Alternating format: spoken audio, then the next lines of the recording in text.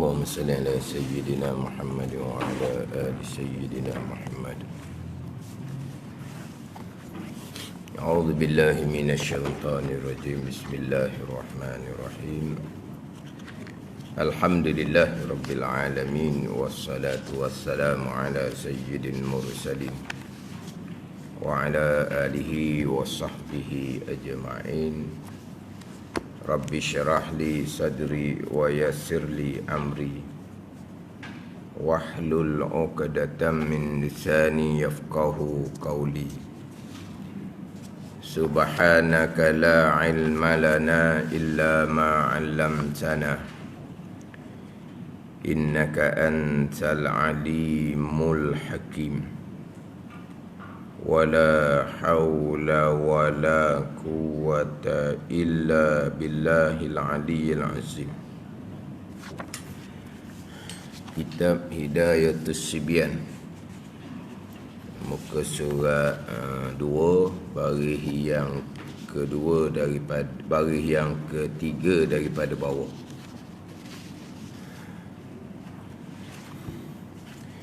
Qala al-muallifu rahimahullahu ta'ala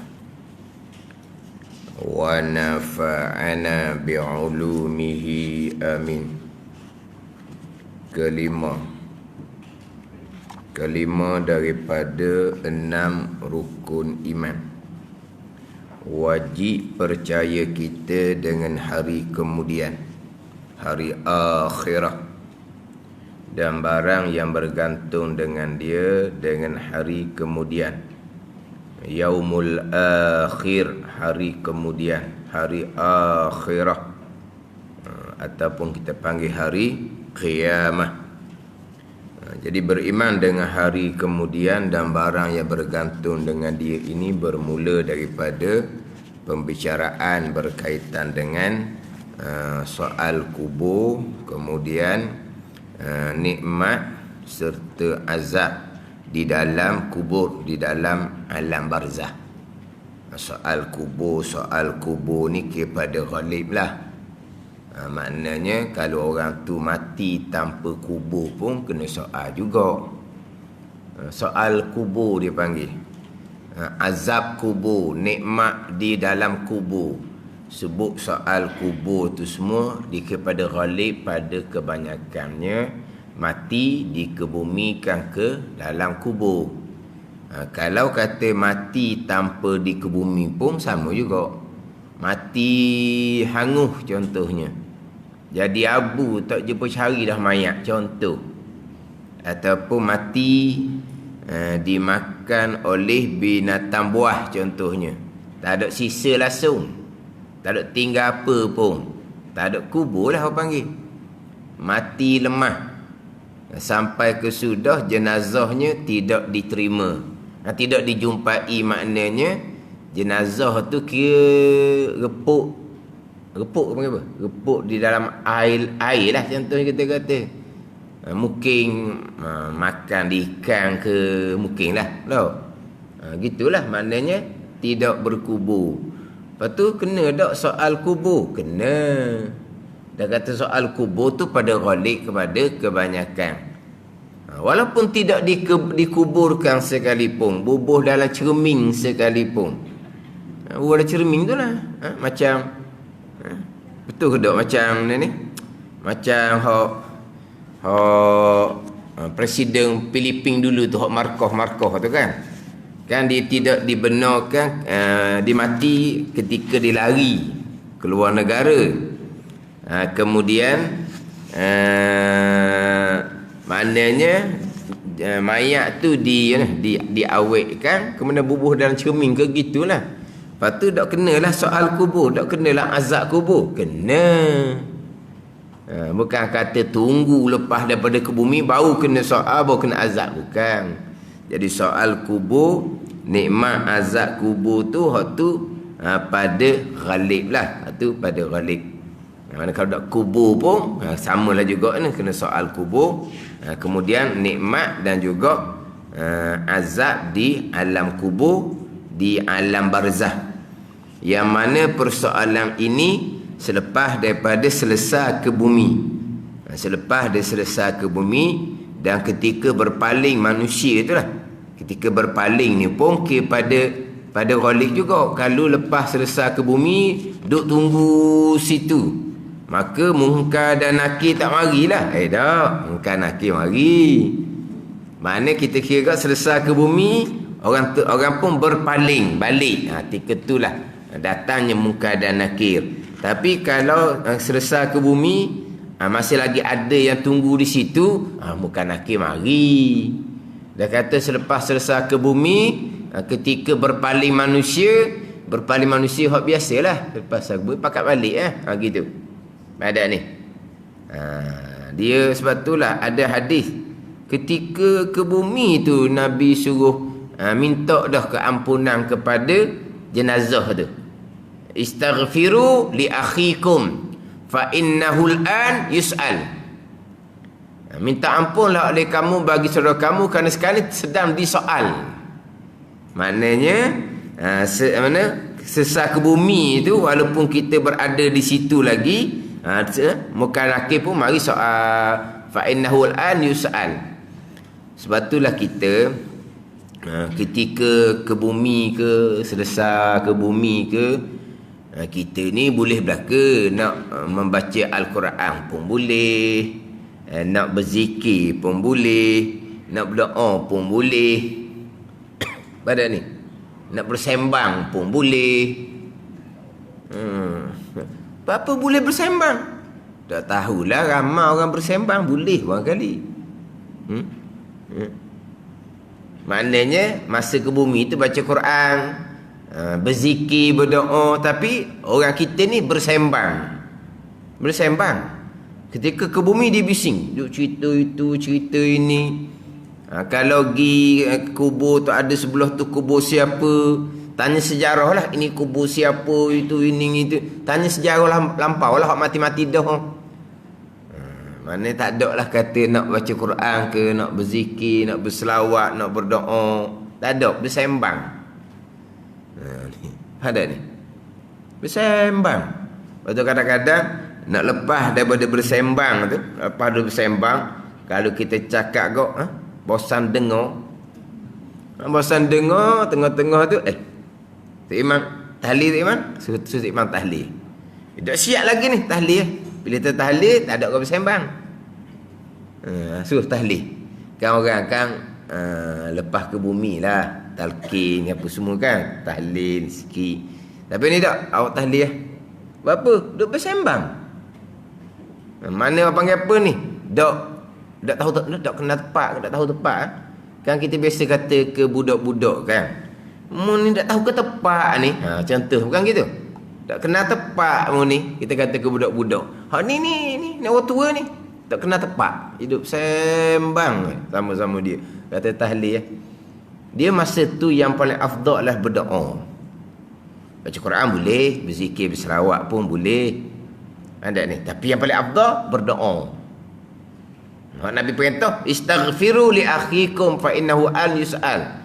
Minta istighfarlah kamu bagi saudara kamu kerana sekarang sedang disoal. Minta keampunan, minta dipermudahkan. Minta dipermudahkanlah. Minta dikurniakan kebun daripada kebun syurga. Minta jangan jadikan lubang daripada lubang neraka. Hak tu kan tak pandai doa hak tu. Allahumma ja'al qabrahu raudhatan min riyadil jannah wa la taj'al qabrahu hufratan min hufarin nar. Tu pandai sangat dah. Kau dak reti juga hak Arab dak reti doa Melayu lah, dak reti kau. Dak reti kau tu. Tu hak doa seumur kan tu dah. Tak mau tanya kau perempuan dak pergi kubur, tanya orang lelaki ni. Perempuan dak pergi kubur. Doa lah, doa supaya Allah Ta'ala jadikan alam barzah si mati ni sebagai kebun daripada kebun syurga. Hati ke tu? Dia afdal berdoa. Baca Quran boleh, berzikir boleh, tapi afdal berdoa. Ketika sedang ke bumi. Lepas tu baca talqin. Talqin ba'da dafni sunat di sisi Asy-Syafi'iyah Asy-Syafi'iyah dengan tak ingat pula dah. Asy-Syafi'iyah dengan Hanabilah ke Hanafiyah? Saya bisa sebut tu sebab dia ada dua pandangan di situ. Asy-Syafi'iyah dengan Hanabilah dalam fiqh Islami wa adillatu, karangan Dr. Wabak Az-Zuhaili. Dia ada tajuk At-Talqin ba'da dafni, talqin selepas ke bumi. Adapun talqin ketika nazak, tu sepakat ulama. Talqin ketika nazak tu, hak Nabi perintah laqinu mautakum la ilaha illallah, tu sepakat ulama. Talqin oleh kamu akan akan orang yang nak mati ni dengan la ilaha illallah. Talqin ni ajarlah maksud dia nya. Talqin ni ajar orang yang nak mati tu kata dengan la ilaha illallah. Talqin ketika tu sepakat ulama. Hak khilaf ulamanya at-talqin ba'da dafni, atau hak khilaf ulama. Talqin selepas ke bumi. Dia keluar kepada dua-dua mazhab, Asy-Syafi'iyah dengan Hanabilah ataupun Asy-Syafi'iyah dengan Hanafiyah. Tak ada catatan. Saya pun tak ingat. Tapi hak Asy-Syafi'iyah, ulama-ulama yang bermazhab Syafi'i, bukan Imam Syafi'i ni. Di antara ulama yang yang menyatakan sunat talqin selepas bumi adalah Ibnu Salah, guru pada Imam Nawawi, dan Imam Nawawi sendiri menyatakan sunat talqin akan mayat selepas dia ke bumi. Dia tajuk dia talqinul mayyit ba'da dafni. Itu dalam kitab fiqh Islam wa adillah tu. Jadi Asy-Syafi'iyah di kalangan ulama bermadzhab Syafi'i, sunatlah talqin tu. Talqin akan mayat. Tapi ini perkara yang khilafiyah. Kalau tak mau talqin, tak ada apanya. Bahagian kitanya alhamdulillah, sebab boleh balik cepat. Dia boleh balik cepat lah kalau talqin. 5-10 minit rasanya lebih berkali dah. Ni lepas sesal ke bumi, angkat tangan, berdoa sepatah, lepas tu belah. Belah lah. Belah. Pergi balik kerja. Baguslah seumpama kita pula sibuk. Tak mau talqin okey je. Wasiat, kalau saya mati jangan talqinkan mayat saya. Wasiat. Masa dengar sibuk tu, hak diturut tu lah. Adalah ustaz diturut tu. Ustaz diturut tu duk ingat semua tu. Ingat tu, arwah pesan jangan talqin tu. Orang bosan dengar. Orang tengah sibuk ni. Duk pesan. Arwah wasiat tu, jangan talqin tu. Sebab apa nak ceritanya bangganya dia, sebab ni anak murid setia. Si mati nak berisi sampai ke wasiat, kalau saya mati jangan talqin. Sebab dia tak mau talqin, bid'ah. Hidup balah orang kampung gitu. Ini benda khilafiyah. Nak talqin tak mau, terpulang badan ni. Jadi duduk peringat ni. Kita pun tak apa dah lah. Tak mau talqin, okey boleh balik cepat. Tak talqin sungguh lah, sebab dah pesan tu. Tapi adik dia tahlil punya lah panjang, lebih panjang dari talqin lagi. Tak boleh balik cepat juga. Sebab arwah hanya pesan jangan talqin selepas ke bumi. Dia tak pesan jangan talqin, jangan tahlil sesal ke bumi, awak belah sahaja. Dia tak pesan gitu. Dia pesan jangan talqin je. Adik dia pun tak talqin, adik dia tahlil punyalah panjang. Kita banyak-banyak kerja pula. Ya, ke boleh cepat dah. Sebab gitu tak payahlah. Hak tu pun dia khilafiyah, tapi ulama dalam mazhab Syafi'i mengatakan sunat talqin selepas ke bumi. Nah ni. Kalau tak mau talqin pun tak ada apa-apa. Ada dia saya tahulah dia tu memang talqin ni bagi dia tambuh lah.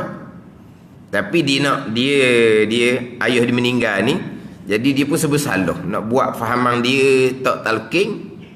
Jadi takut anak beranak dia orang lain ni komen ke apa, tak tahulah. Nak buat talqin pula, dah dia tambah. Disuruh saya. Saya tahu dah dia tambah talqin. Saya pun Allahumma je lah dak talqin. Apa nak kita nak sibuk ayah dia. Pada dia sendiri yang sepatutnya. Talqin ke, tambah talqin ke ayah dia. Oh, dia pelepah.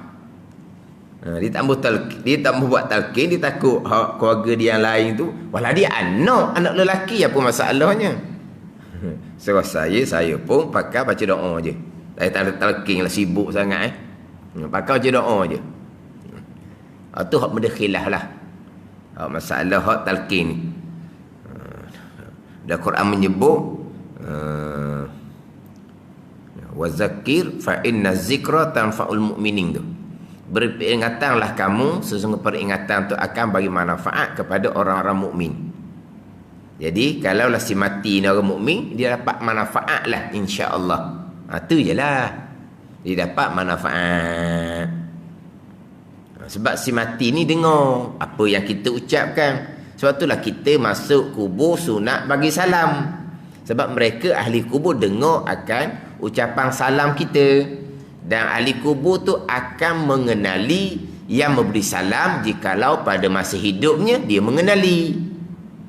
Jadi beri peringatan lah. Fa inna zikra tanfa'ul mu'minin. Peringatan akan bagi manfaat kepada orang mukmin. Mana ketika tu walaupun kita ni handalang dah. Bekal cukup dah kita ni. Kalau setakat muka nakir makhluk Allah takut buat apa? Tapi ketika mula-mula ni, kalau ada peringatan, mudah-mudahan si mati yang beriman tadi ni akan dapat manfaat. Dengan talqin tadi, handalang dah ni. Mana? Kita handalang ke? Mati kita beres dah. Mari muka nakir, jawab apa? Gitu. Taklah kalau kita betul-betul handalang pun, hebat pun. Ketika tu kalau ada orang yang beri peringatan berkaitan dengan persoalan, jawapan apa semua, mudah-mudahan dapat manfaat lah juga. Tu hikmah tujuan talqinnya. Ada ni. Tapi kalaulah yang ditalqinkan tu orang yang bukan mati dalam iman, tak ada sebarang manfaat lah.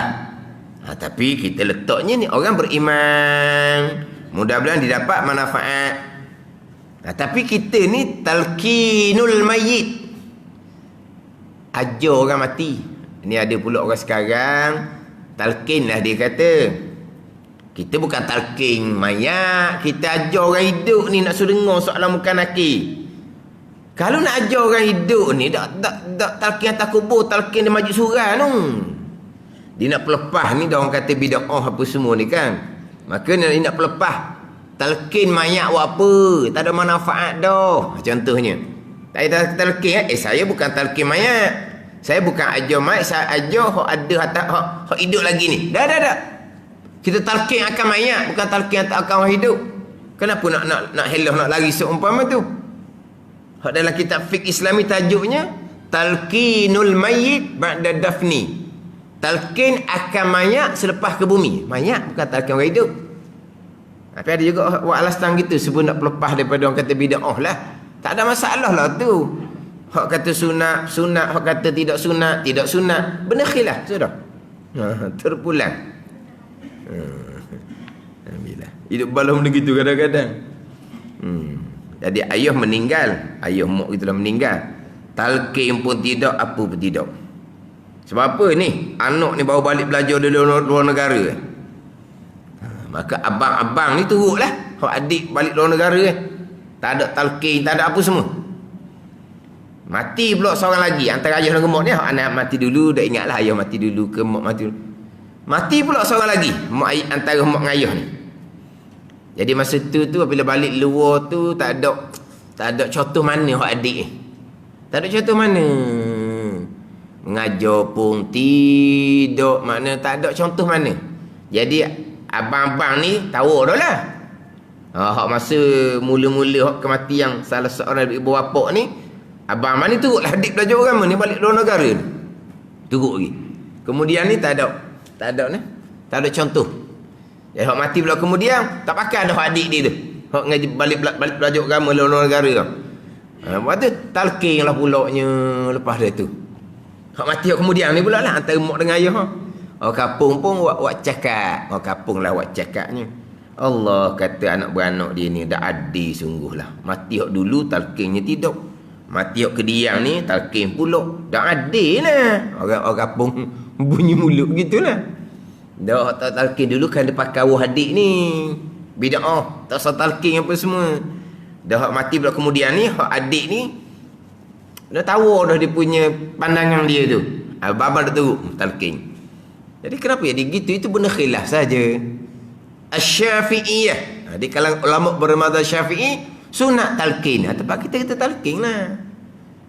Talqin lah rekah kalau tak mesti talqin panjang-panjang pun. Jangan talqin panjang sangat. Ni talqin panjang sangat orang pun bergelisah sebab orang pun sibuk. Rekah je. Almarhum untuk guna talqin rekah je tak panjang mana. Tak panjang rekah je. Maknanya dengan orang hok yalah, orang yang macam-macam urusan ni maknanya tak terganggu lah. Maknanya kita sederhana sudahlah. Ni talqin siapa 20 minit pernah kena. Lama sungguhlah. Dengan tahlil apa jadi gelisah orang ramai. Kena sederhana. Dan ni. Hak hak lepas selesai ke bumi, talqin disunatkan talqin hak dalam mazhab Syafi'i kita. Ulama-ulama yang bermazhab Syafi'i. Mana kampung kita biasa talqin tau. Ada juga hak tak talqin, dia atas kubur dia berceramah. Dia berceramah atas kubur. Ni barulah cara pengkebumian sunnah dia kata. Berceramah. Tapi dalam ceramah-ceramah tu perkebumian sunnah ada orang perempuan. Sunnah apa seumpama tu Nabi larang mana? Perempuan menghadiri pengkebumian. Dalam hadis tu nuhina anittiba'il janais. Dilarang akan kami perempuan daripada mengiringi jenazah. Tiba-tiba yang dikatakan perkebumian sunnah tu ada perempuan dia buat video ni perkebumian sunnah tak talqin hanya ada ceramah tapi ada orang perempuan. Itu bid'ah. Itu sepakat ulama. Sebab tu dilarang oleh Nabi SAW. Nabi larang. Mengiringi jenazah Nabi larang. Walaupun larangan itu pandangan muktamad dalam mazhab Syafi'inya adalah larangan yang makruh sekalipun. Dilarang akan kami daripada mengikuti jenazah walam yu'zam alaina. Mana larangan tu tak betul lah. Hadis tu muttafaqun alaih. Hak larangan daripada perempuan mengiringi jenazah memang dilarang. Sampai peringkat isteri arwah hadis sama waktu balik awal waktu haram. Isteri jenazah wajib ihdad. Faham tak? Kita tahu kan bab ihdad. Dia wajib ihdad dalam tempoh iddah tu, iddah wafat tu. Wajib ihdad. Tak boleh ke mana-mana. Tak boleh ke mana-mana. Tiba-tiba pergi ke kubur masa pengkebumian itu haram. Nilai ni ramai seumpama tu. Dengan isteri-isteri pun sama ada. Tu bukan. Tu bukan sangat.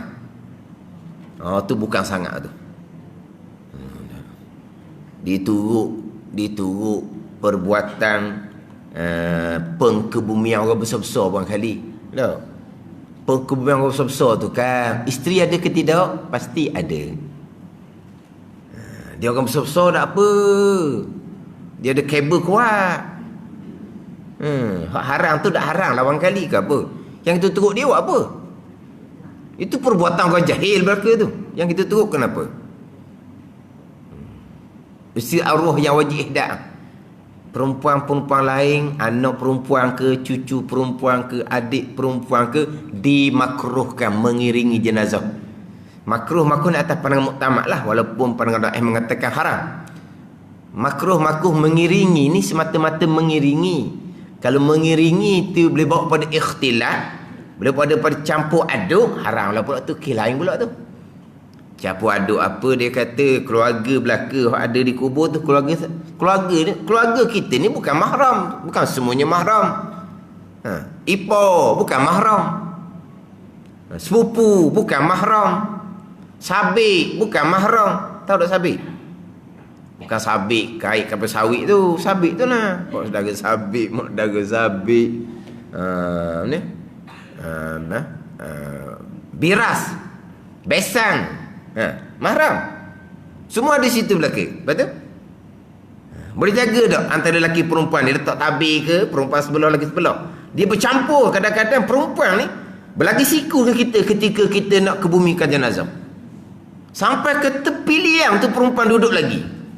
Kata dia nak tanyalah.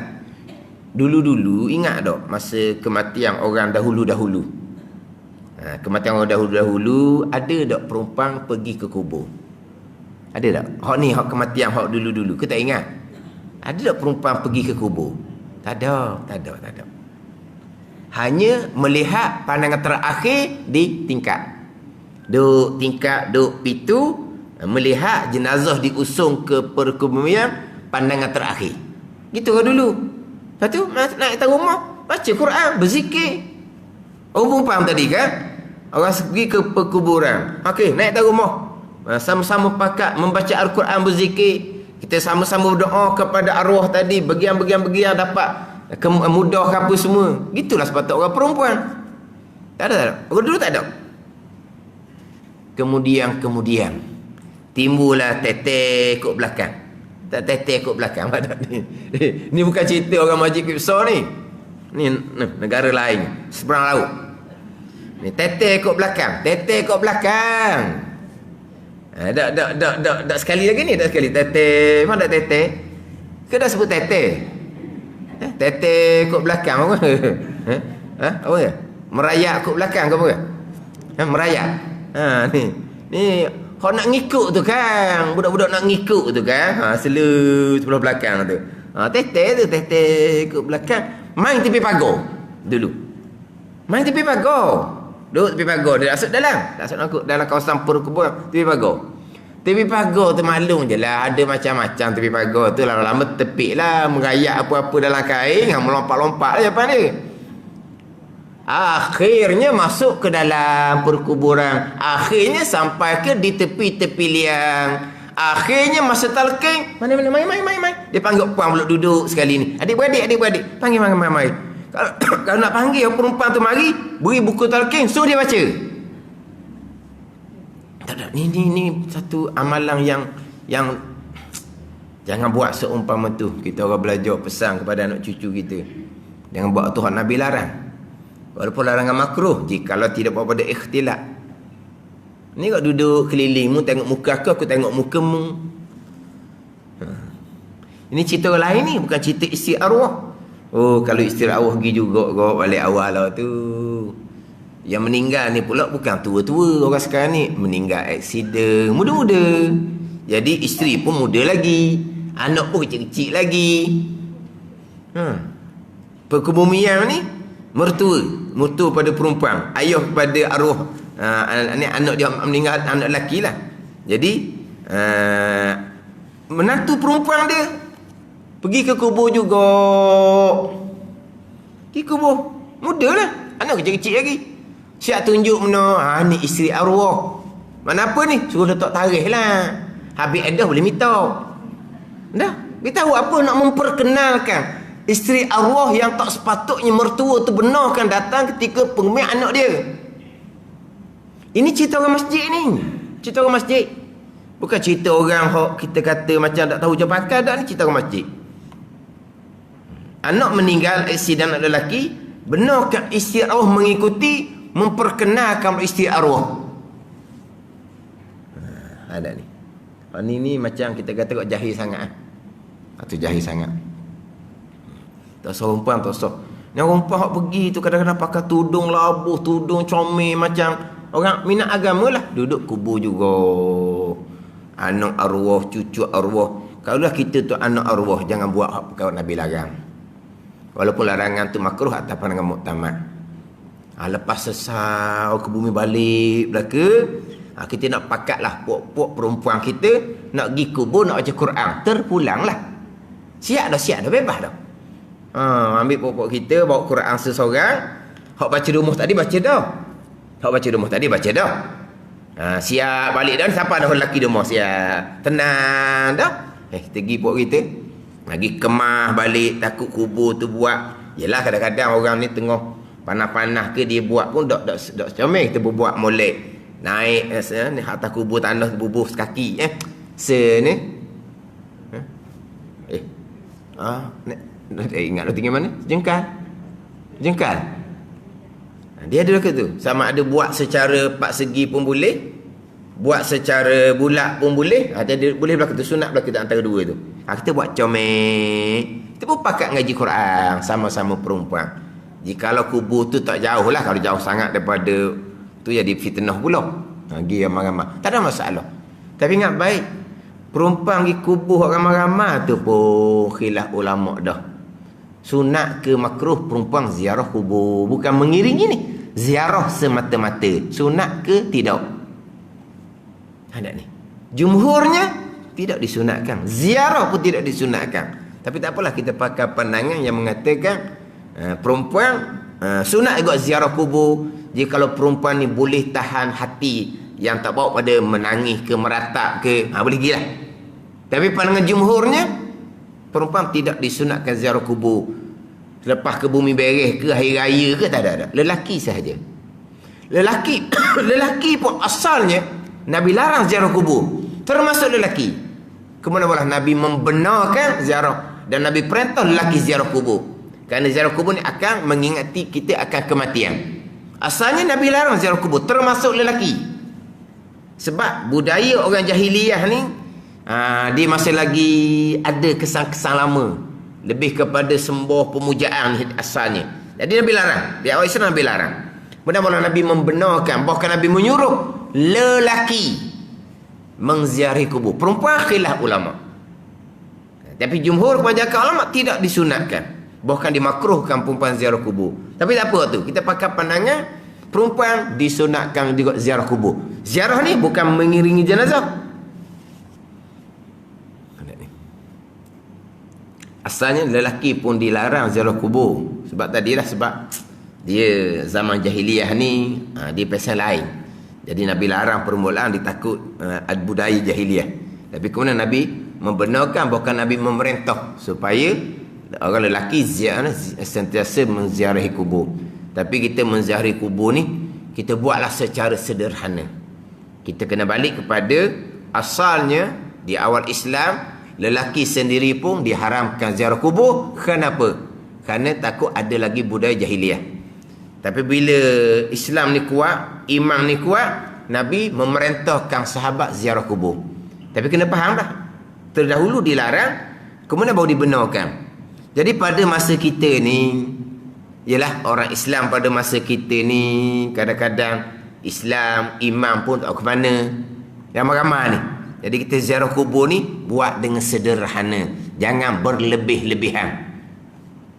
Jangan bawa pada budaya berlebih-lebihan. Kawasan perkuburan tu dihias dengan bagai-bagai, ribu-ribuan duit. Kemudian pergi pula, tu mana secara sederhana sudah. Sederhana. Sebab dalam ramai-ramai orang ni tadilah ilmu agamanya macam mana, beriman kekuatannya macam mana. Kita orang sekarang ni. Pada masa Nabi di awalnya dilarang ziarah kubur, di akhirnya barulah Nabi perintah ziarah kubur. Jadi orang kita pada masa sekarang ni macam mana iman. Jadi kena sederhana cukuplah. Jangan berlebih-lebihan dalam ziarah kubur ni. Hak dilarang oleh Nabi peringkat permulaan. Barulah kemudian Nabi perintah lelaki. Hak perempuan tak apalah. Nak ziarah kubur pakai pandangan, walaupun itu bukan pandangan jumhur kebanyakan ulama, yang mana perempuan pun sunat ziarah kubur jikalau perempuan tadi ni boleh tahan hati. Tak jadi menangis, tak jadi meratap lah. Pergilah. Maknanya lepas dah beres orang ke bumi siap, nak pergilah ni, anak cucu, isi arwah tak boleh. Isi arwah tak boleh keluar. Anak cucu, adik-beradik ke, nak pergi pokok perempuan. Tapi rasanya tak pergi pula. Dia suka masa orang tengah ramai tu. Nak mengorak ke nak apa ni. Dah lah, kalau pergi kemudian daripada tu, orang perempuan pun jadi tidak ada gangguan dah. Mana? Sama-sama dia je. Atas rumah tadi baca Quran dah ni. Kata rumah tadi baca Quran dah. Kemudian tenang dah, tak ada dah orang. Pergi pula baca Quran pula di situ. Tak ada apalah. Tapi tak ada orang buat seumpama tu, bukan suruh buat seumpama tu. Sebab pandangan jumhur, pandangan kebanyakan ulama perempuan tidak disunatkan ziarah kubur. Cuma nak cerita, kalau nak pergi juga, hak baru-baru ni, hak lepas ke bumi nak pergi juga, makna boleh lah. Tapi bukan mengiringi. Ini mengiringi sampai ke pengkemumian pun pernah orang perempuan. Lepas tu saya kadang-kadang pergi di kubur, hak kenal-kenal tu, kadang-kadang saya balik tengok Allah ramainya orang perempuan, balik lah kata. Jadi maknanya macam kita tidak menghormati, dia panggil. Hak Nabi larang, kita sebagai anak perempuan, sebagai cucu perempuan, sebagai adik-beradik perempuan, tidak menghormati. Ketika pengkemumian, kita melakukan perkara yang terang-terang Nabi larang. Perempuan daripada mengiringi. Jadi hak baru-baru berlaku sekarang ni, hak mengiringi ni, contoh daripada mana wallahu alam. Mungkin contoh tadilah, contoh daripada kematian pembesar-pembesar tu, orang perempuan penuh. Orang perempuan penuh. Kadang-kadang lelaki perempuan. Allah kata penuh. Ada ni. Lepas tu tayang pula dalam TV. Jadi orang rakyat ni pun tengok pakak turut mana kepimpinan melalui teladang. Apa tu? Kepimpinan melalui teladang. Mana apa? Pemimpin tu menjadi tauladan kepada rakyat. Jadi pemimpin tu ada kematian, perempuan penuh, rakyat pun turut benda hak salah. Kita kena beri peringatan. Kalau ayah mati, mak mati, hak mana-mana hak perempuan tu jangan duk turut lah. Sebab turut pun tak ada guna. Kamu bukan nak pikul jenazah, kamu bukan nak turunkan jenazah, kamu bukan nak kebumikan jenazah. Bukan kerja kamu tu. Bukan kerja kamu. Ada ni. Sehingga kan semai jenazah pun tugas orang lelaki. Fardu kifayah atas orang lelaki. Memandikan jenazah je tugas orang perempuan. Memandikan jenazah perempuan. Sembahyang tu sepatutnya boleh lagi perempuan tu sembahyang. Kalau pergi kubur tu memanglah bukan kerja orang perempuan. Dah nak pikul jenazah, nak ke bumi. Sembahyang hak mudah ni pun tugas lelaki dah. Faham tak ni? Ke perempuan ingat ke perempuan meninggal, semai jenazah perempuan tugas perempuan? Tidak. Fardu kifayah atas orang lelaki. Tugas perempuan hanya mandikan kapang je. Sembahyang tu kira mudah lagi tu. Sembahyang atas rumah kan? Hak sembahyang masjid tu masjid lah, sembahyang atas rumah. Makna apa?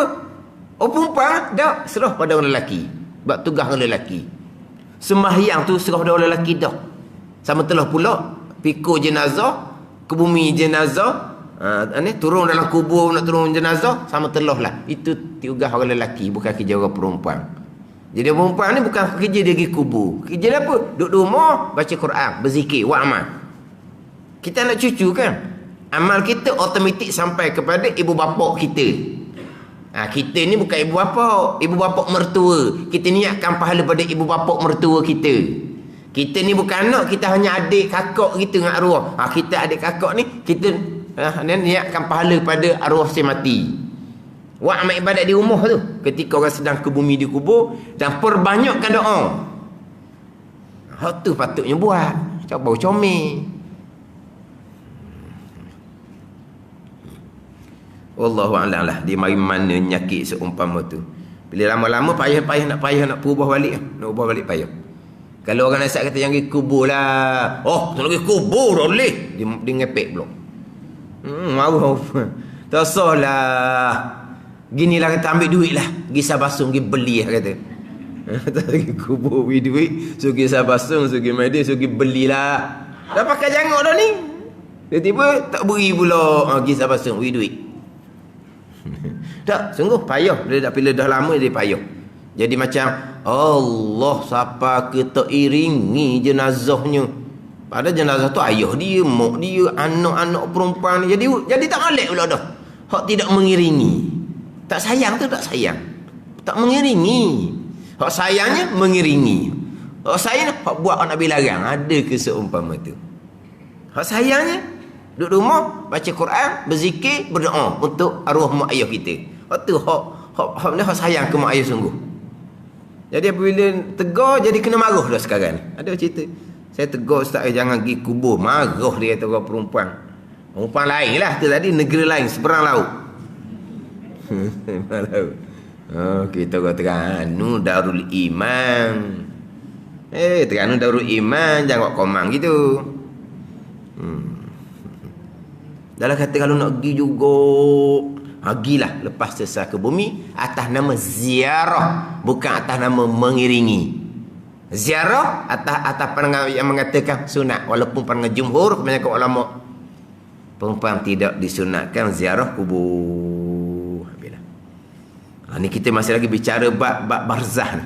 Bicara bab kubur, pembicaraan berkaitan dengan barang yang bergantung dengan dia, barang yang bergantung dengan hari kiamat. Jadi tak habis lagi ni bab kita nak bicara berkaitan dengan di al-ba'ts, dibangkitkan kembali, kemudian dihalau kepada tempat berhimpun di mahsyar mauqif. Kemudian di mahsyar mauqif ni pula ada syafaatul uzma, ada hisab, ada mizan, ada telaga haud, kemudian tiang sirat. Akhir sekalinya bicara syurga dan neraka, hak berkaitan dengan rukun iman yang kelima. Wallahu a'lam.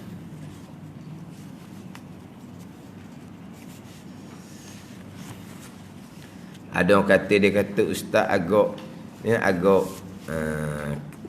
tekan sikit lah. Walaupun larangan tu makruh, perempuan mengiringi. Dia tu ustaz tekan. Sebut mengiringi, tapi akhirnya akan jadi ikhtilat. Sebut mengiringi asalnya, sebut mengiringi hak Nabi larang. Tapi apabila ramai perempuan dia di kubur, dia tak jadi timbul mengiringi dah, dia akan jadi timbul bercampur aduk lelaki dan perempuan. Tengok molek di kubur hak mana perempuan pergi tu, jadinya macam mana. Tengok molek, dia akan jadi ikhtilat, dia akan jadi bolong.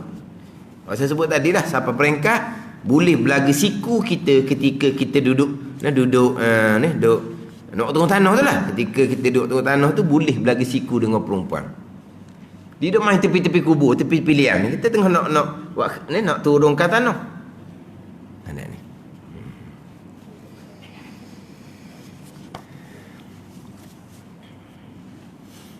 Ini kitab Hidayatus Sibyan, muka surat 7. Baris yang surat 17, baris ke-7 daripada atas. Surat 17, baris yang ke-7 daripada atas.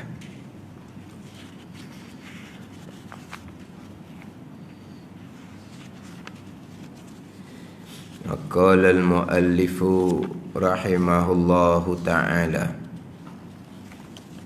wa nafa'ana bi'ulumihi amin. Syahdan, sunat mengangkat dua tangan pada tatkala takbiratul ihram. Permulaan angkat dua tangan bersamaan dengan permulaan takbirnya, takbir seseorang. Padahal berbetulan segala ujung. Jadi dia je gitu dah. Ujung. Kita dah hujung ada. Hujung anak jarinya. Yang lain daripada ibu tangannya dengan cuping telinga yang di sebelah atas. Berbetulan segala hujung jari lah. Hujung anak jari. Hujung ada. Rumi aja mana? H-U-J-U-N-G ada. Kita ni jadi ujung. Alih, didatangkan alih. Hujung anak jarinya. Yang lain daripada ibu tangannya. Ini masuk kepada sunat hai'ah lah. Selepas bicara berkaitan dengan syarat takbiratul ihram yang 21. Kemudian di antara syarat takbiratul ihram adalah muqaranah niat, qasa, ta'arud, ta'ayyun. Contohnya di dalam Allahu Akbar takbiratul ihram. Ni bicara berkaitan dengan syarat takbiratul ihram yang 21. Bicara dah mengelepasnya berkaitan dengan muqaranah ni, sertakan niat di dalam takbiratul ihram disunatkan di sisi pandangan mazhab Syafi'i kita. Jumhur kebanyakan mazhab yang lain muqaranah sertakan niat di dalam takbiratul ihram hanya hukum sunat jua. Gitu ya. Sebab tu terkadang kita kalau terdengar orang ceramah, orang mengajar, sebab ni ada pernah tanya, dia mana pelik lah kita, tempat kita bermazhab Syafi'i. Jadi kita bab muqaranah ni sertakan niat di dalam takbiratul ihram, itulah ilmu kita daripada mula-mula kita semayang. Dah. Kita semayang mula-mula daripada budak-budak lagi dah. Makna niat tu letaknya di mana? Di dalam takbiratul ihram. Ke masa budak-budak tu niat dahulu ataupun tak niat langsung? Dah, kita niat. Niat kita di mana? Niat di dalam Allahu Akbar lah. Tak sama-samanya. Tempat kita bermazhab Syafi'i. Tiba-tiba ada orang ceramah. Dia kata, kenapa kamu nak muqaranahkan niat sahaja aku semayang fardu zuhur gitu? Allah Ta'ala tahu dah kamu nak semayang zuhur, dia kata. Oh, sedap pula dia kata. Sepatutnya pada masa Allahu Akbar tu kamu hadirkan kebesaran Allah, bukan niatkan kosok taruk takyung saja aku semayang fardu zuhur. Tuhan tahu dah kamu nak semayang zuhurnya. Nak beritahu kepada Allah Ta'ala 4 rakaat lah apalah. Tuhan tahu dah zuhur 4 rakaat. Beritahu apa lagi?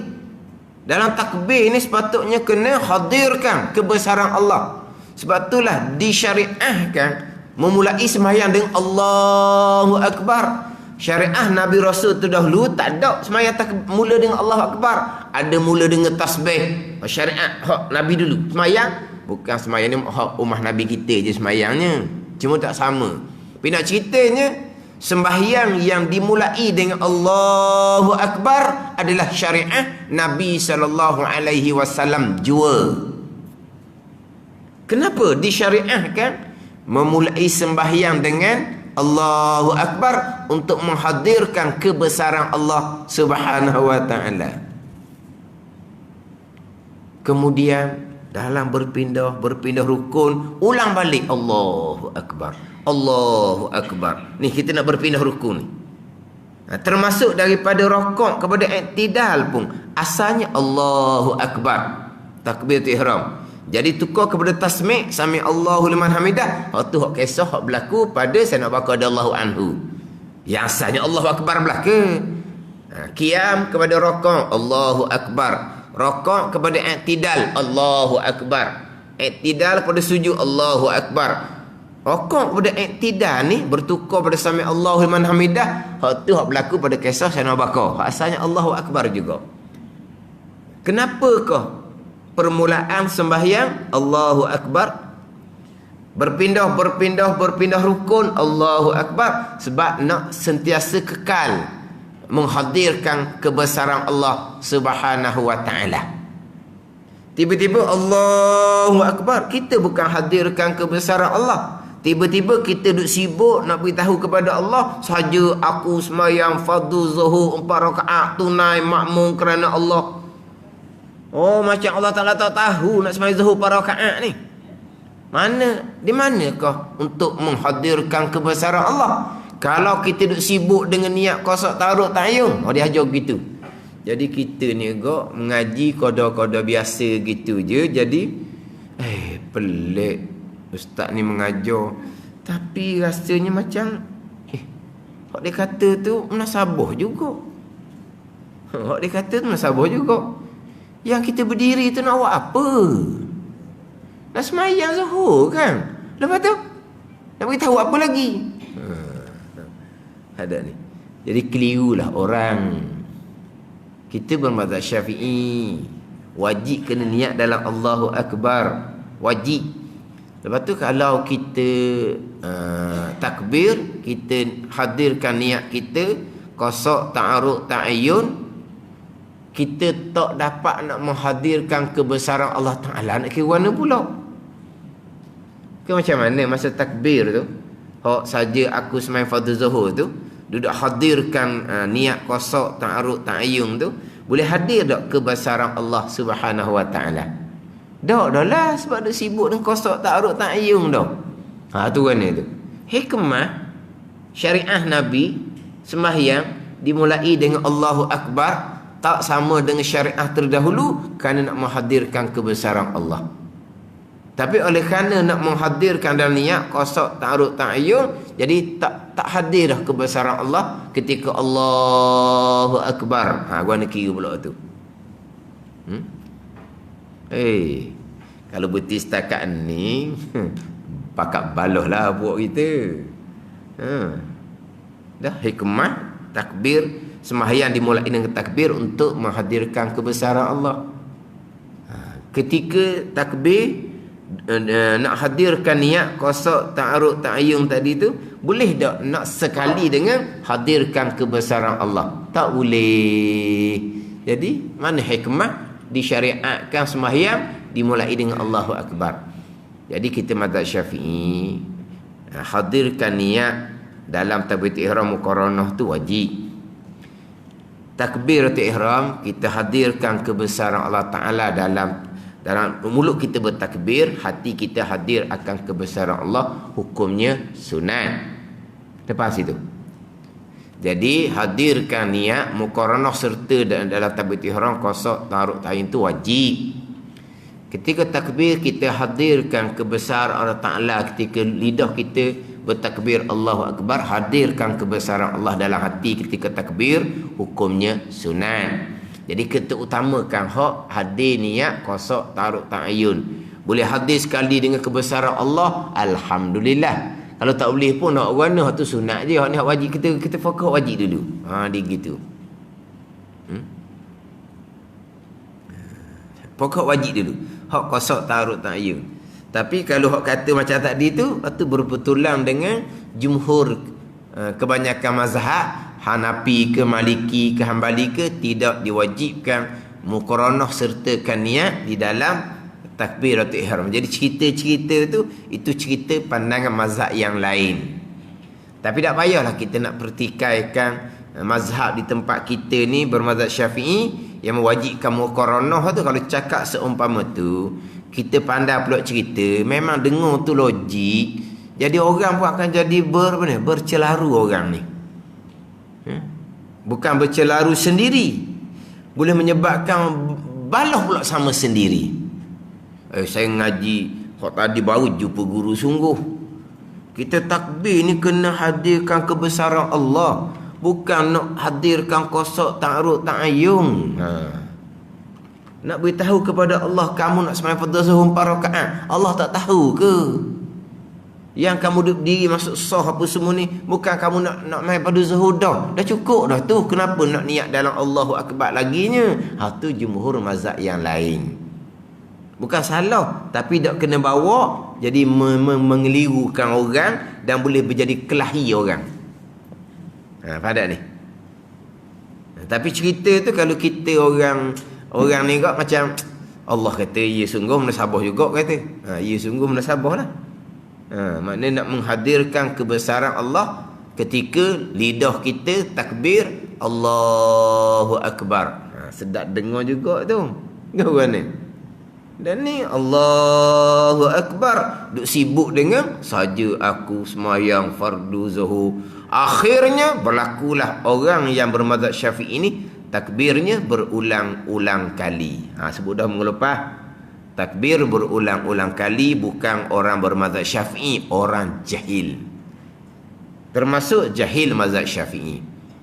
Wajib muqaranah, wajib sertakan dalam takbir bagi orang yang mudah untuk hadirkan niat. Bagi orang yang sukar, dibenarkan niat dahulu daripada Allahu Akbar. Dibenarkan niat dahulu daripada Allahu Akbar. Bahkan dalam mazhab Syafi'i ke pandangan dhaif. Memang sama dengan 3 mazhab yang lain. Hanafi, Maliki, Hambali tidak wajib muqaranah niat di dalam takbiratul ihram. Dalam mazhab Syafi'i itu sendiri pun ada pandangan dhaif yang seumpama tu. Itu ada dinyatakan dalam kitab Burututullah ataupun dalam kitab Sabila. Pandangan dhaif dalam mazhab Syafi'i ni. Pada ni. Dan memang biasa dalam kitab-kitab fiqh hak mazhab Syafi'i lah. Apabila bicara bab muqaranah, dia akan bicarakan bahawa muqaranah ni hanya disunatkan di sisi mazhab Hanafi, Maliki dan Hambali. Dia akan nyatakan. Ada ni. Dan memang ada pandangan dhaif dalam mazhab Syafi'i, muqaranah tidak wajib. Muqaranah niat dan takbir tidak wajib walaupun bagi orang hak normal, orang yang tidak ada penyakit waswas sekalipun tak wajib muqaranah. Tapi pandangan muktamad sebagaimana kita tahulah wajib muqaranah. Tapi bagi orang yang kusukaran dibenarkan niat dahulu sebelum daripada takbiratul ihram. Ini mazhab Syafi'i lah. Sebab itulah kata mazhab Syafi'i lah jadi takbir berulang kali. Tidak, itu orang yang jahil fiqh mazhab Syafi'i. Tidak akan jadi takbir berulang kali. Tak ada. Mana sukar dapat niat sebelum takbir, kemudian Allahu Akbar jalan. Dah. Tidak ada takbir berulang kali. Hak ni payah berlakulah ni. Kita tengah semayang pun jadi terganggu sebab dia takbirnya kuat. Kita ingat ke tu imam takbir intiqalah. Kita pun berpindah rukun, tengok-tengok tu imam belum berpindah rukun. Dah tak ada bunyi Allahu Akbar tu, hak di belakang tu. Hak belum kan? Hak tak siap-siap. Tak sudah takbir dia. Siapalah tu imam beri salam. Lepas tu adalah pula makmum yang hak mari lambat tu. Hak makmum pun tambah rakaat. Gitu teruk pula belakang makmum tu pula nak berjemaahnya. Siapalah tu beri salam, balik ke rumah. Ni belajar molek.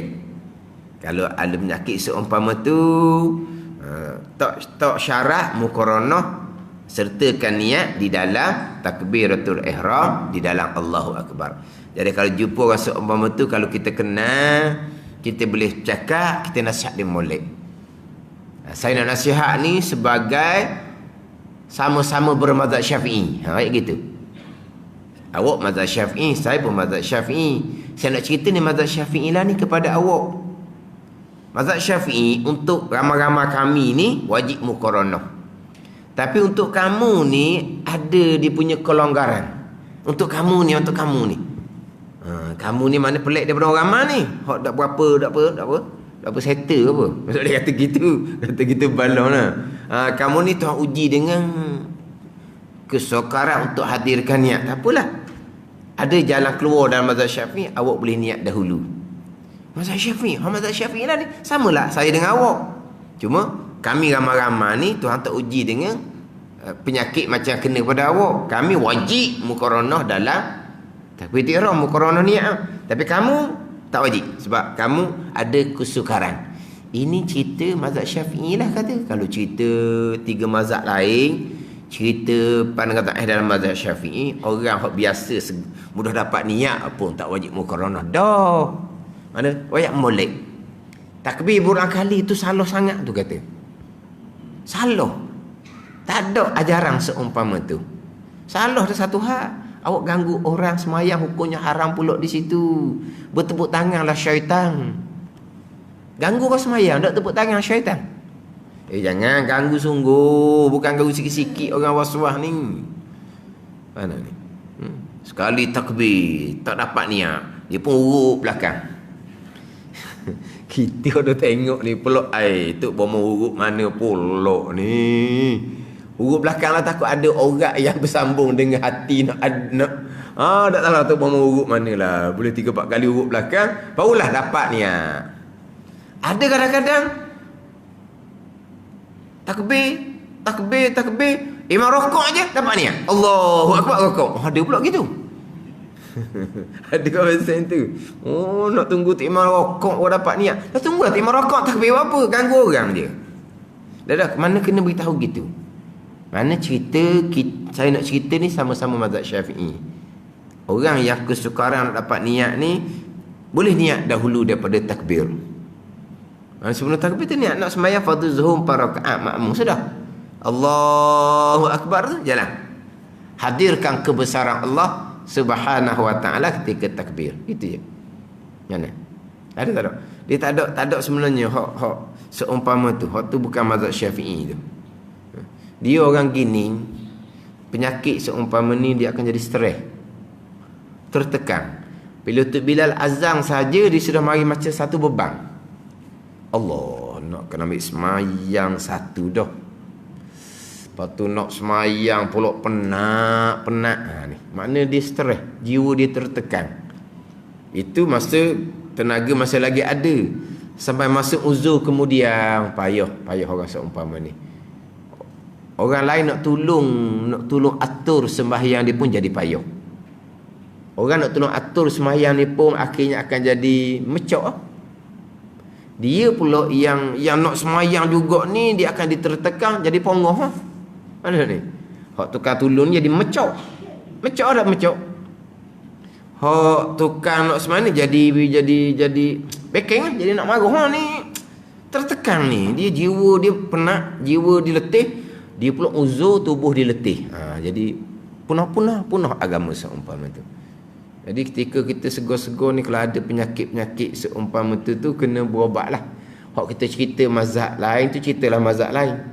Hak cerita hak fiqh Syafi'i tadi bukan mazhab lain. Kalau perlu cerita mazhab lain, kita cerita mazhab lain. Tapi kadang-kadang tak jadi juga. Hak tu kena secara perubatan. Secara perubatan. Jadi itu dipanggil masalah mental. Dia dipanggil bisikan. Dia ada bisikan. Molek-molek baca Fatihah mari bisikan. Mari bisikan tu pergi baca Fatihah ayat sebelum dia pun jadi bolong. Sedang baca tasyahud comel-comel, dia mari dengar dia di telinga ni. Macam dia pula membaca hak sebelum tu. Jadi dia pun akan jadi celaru. Itu panggil bisikan. Tapi ini bisikan halus lah. Kalau bisikan hak besar sungguh, hak tu masuk surat khabar lah. Hak tetok mak ayah tu bisikan lah tu. Hak tetok mak ayah sampai ke mati tu bisikan. Hak ni bisikan halus ni. Mana kena cari obat. Berobat secara tradisional, berobat secara moden. Pergi hospital. Saya tak sempat nak tengok. Ada satu slot di TV apa TV Hijrah ke apa. Hak petang Rabu 5.30 tu dia bicara bab ni termasuk penyakit waswas apa semua dia ada bicara di situ.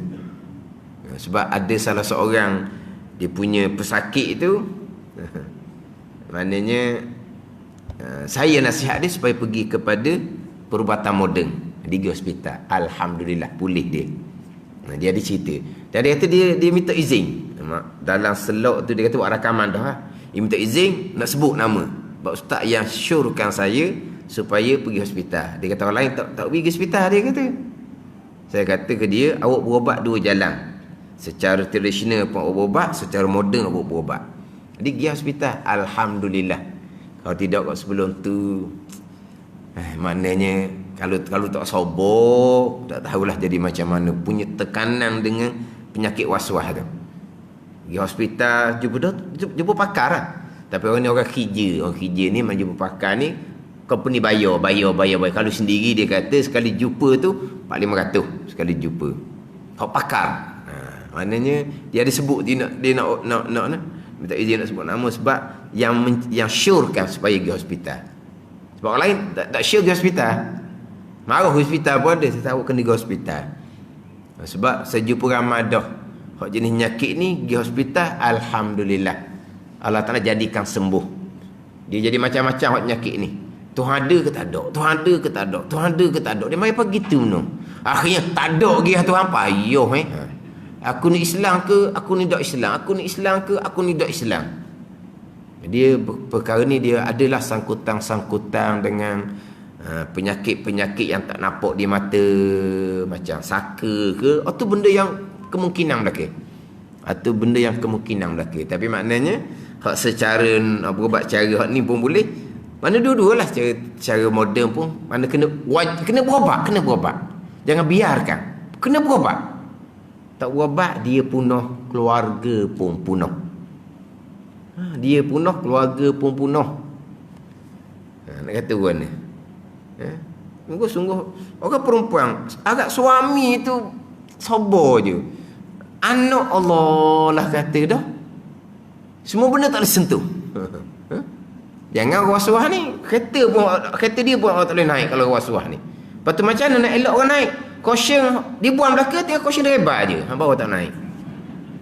Ni sungguh ni. Jadi apa ni? Mental sudah tak siuman dah orang panggil. Kena berubat. Kena segera atau ke hospital kena berubat. Dah betul dah mental. Kereta comel-comel, caution buang. Tinggal caution driver. Kalau tidak orang tumpang. Badan ni. Dah sungguh dia ngaku sendiri, ya Allah, mana sebaiklah suami saya tu sabar apa semua. Dia najis belaka ni, najis. Dia pun najis juga. Sebab apa? Air kencing dia keluar lah. Tak keluar. Dok. Akhirnya dia sanggup jumpa doktor. Lepas kencing, doktor masuk alat, tengok keluar dah kencing. Tak keluar. Nampak dah di skrin tu tak keluar. Keluar. Ialah apa pula doktornya? Akhirnya dia buang doktor, tak mau pakai doktor. Mana air kecil dia keluar, najis habis. Lepas tu macam mana suami, macam anak-anak, rosak keluarga. Kena berubat. Dah siapa ke sanggup lepas kecil masuk alat nak pastikan kecil ada ke tak keluar. Memang tak ada, tunggu setengah jam pun tak ada, setitik pun tak ada. Normal macam orang ramai. Dok, ada. Saya rasa ada. Tak tengok di skrin tu. Dok, ada juga yang nak pakai. Padat ni. Dok, sungguh. Dia punya, kalau ada di kalangan keluarga kita Sukman tu, kena nasihat gitulah. Kalau kita tengok anak-anak cucu kita nampak ambil wuduknya lama, kita pegang lalu dia. Padat ni. Kenapa awak ambil wuduk lama? Kenapa awak masuk bilik air lama? Dah nak istinja. Kenapa awak istinja lama? Orang istinja sekejap je. Saya ambil wuduk. Kenapa ambil wuduk lama? Kita pegang dia. Jangan beri dia. Jangan biarkan. Kita pegang dia. Nak tengok awak berwuduk macam mana. Kena gitu. Jangan biarkan. Ya, sungguh kadang-kadang adik-adik ni ambil ni nak tengok berapa minit ambil wuduk. Cek. Tengok. Abang dah sudah lagi tengok tempoh. Lama mana dah abang dah ambil sembahyang.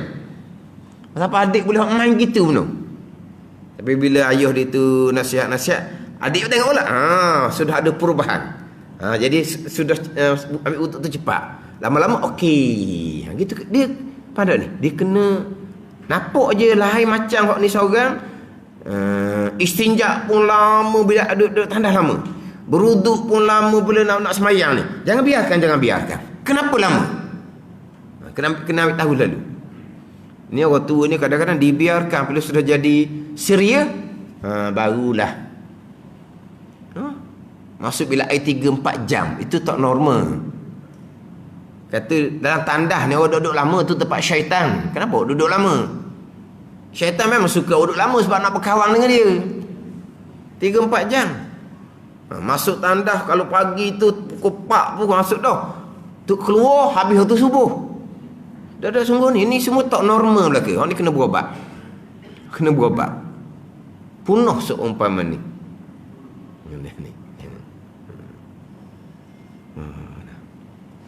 Dia ada macam-macam. Mana ada nyakit kita pegang. Ni siapa biar akhirnya dah lah.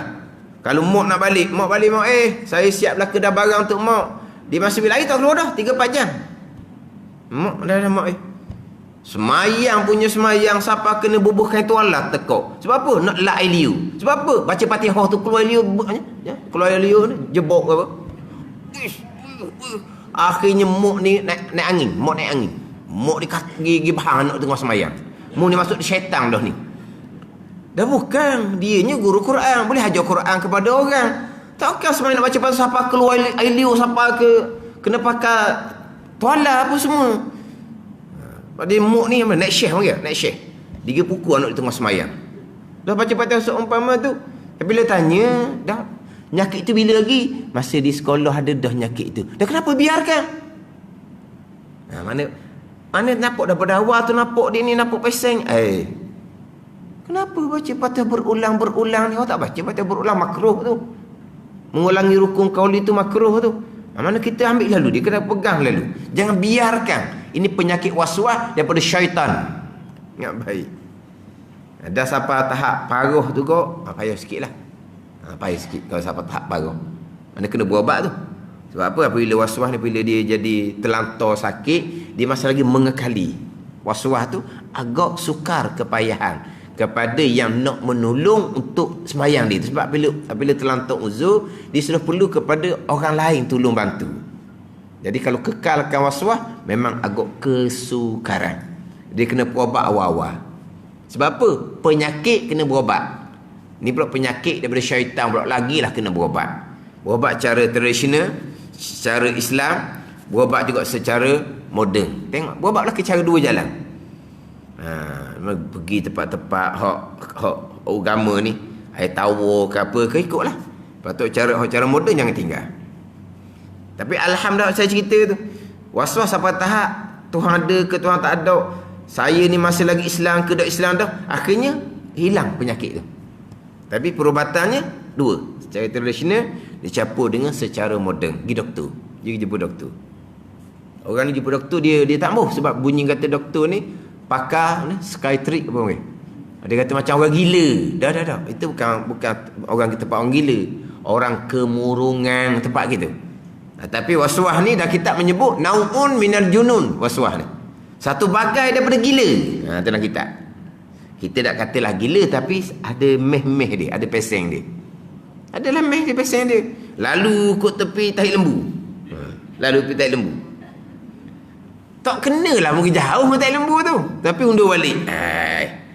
Kena ni kan. Dak undur balik. Dak kena ni. Lepas tu undur pula. Tak sedap ni. Orang tengok jauh tu.